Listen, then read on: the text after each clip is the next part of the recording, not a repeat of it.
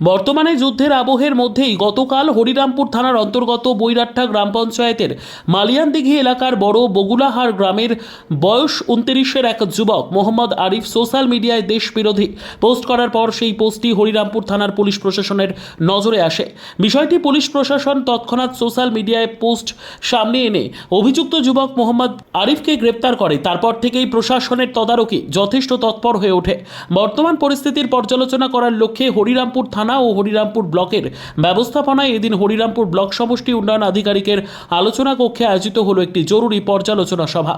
এদিনের সভায় উপস্থিত ছিলেন হরিরামপুর ব্লকের বিডিও অত্রি চক্রবর্তী, হরিরামপুর থানার আইসি অভিষেক তালুকদার, হরিরামপুর ব্লক তৃণমূল কংগ্রেসের সভাপতি ইয়াসিন আলী, সহসভাপতি মনোজিৎ দাস, হরিরামপুর পঞ্চায়েত সমিতির সভাপতি প্রেমচাঁদ নুনিয়া সহ বিভিন্ন এলাকায় নির্বাচিত জনপ্রতিনিধিরা সহ হরিরামপুর ব্লকের বিভিন্ন এলাকায় থাকা প্রাক্তন সেনা কর্মীরা। এদিনের এই জরুরি সভার মূল বিষয়বস্তু ছিল বর্তমান সময়ে সকলে একসাথে পরিস্থিতির ওপর নজর রাখা, এলাকায় কোনো রকমের সন্দেহজনক কিছু দেখলেই থানায় খবর দেওয়ার পাশাপাশি সামাজিক মাধ্যমে বিভিন্ন সময় দেশ বিরোধী পোস্ট হচ্ছে সে বিষয় নিয়েও নজর রাখার আবেদন জানানো হয় প্রশাসনের তরফে।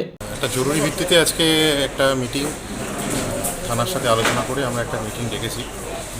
মিটিংটা হচ্ছে যে পরিস্থিতি চলছে সেই পরিস্থিতিতে সবাইকে সচেতন থাকার জন্য, এলাকায় শান্তি শৃঙ্খলা রক্ষা করার জন্য এবং ভুয়ো তথ্য থেকে যাতে কোনো অশান্তি না ছড়ায় এবং যেন কোনো দ্রব্যমূল্য সামগ্রী যেন অতিরিক্ত দামে বিক্রি না হয়, এই জন্য আমরা বিভিন্ন সম্প্রদায়ের মানুষকে ডেকেছিলাম।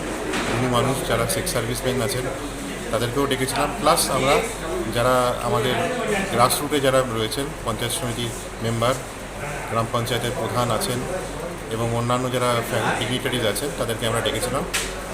থানার পক্ষ থেকে আইসি সাহেব ছিলেন, সেকেন্ড অফিসার ছিলেন এবং আমরা ব্লকের আধিকারিকরা ছিলাম। তো যে পরিস্থিতি চলছে সেই পরিস্থিতিতে সবাইকে সতর্ক থাকার জন্য, কোনো ভুয়ো তথ্য যাতে না ছড়ানো হয়, সোশ্যাল মিডিয়ায় যেন কোনো বিকৃত তথ্য না রিটুইট করা হয় এবং যদি কোনো সন্দেহভাজন বা কোনো ব্যক্তির কোনো আচরণ কোথাও দেখা যায় তাহলে সেটা যেন সরাসরি থানাতে রিপোর্ট করা হয়, এটাও আজকে থানার পক্ষ থেকেও বলা হয়েছে। তো আমরা যেটা আশা করছি যে হরিরামপুর ব্লক এবং পুলিশ প্রশাসন যেভাবে আগেও কাজ করেছে আমরা একসাথেই কাজ করছি এবং এলাকায় শান্তি শৃঙ্খলা বজায় রাখতে আমরা বদ্ধপরিকর এবং আমরা দৃঢ় যে আমরা এটা করতে পারবো এবং হরিরামপুর সম্প্রীতি এবং শান্তি শৃঙ্খলা রক্ষার জন্য সব জায়গায় প্রশংসিত হয়েছে এবং ভবিষ্যতেও হবে। ব্যুরো রিপোর্ট, উত্তর বাংলা সংবাদ।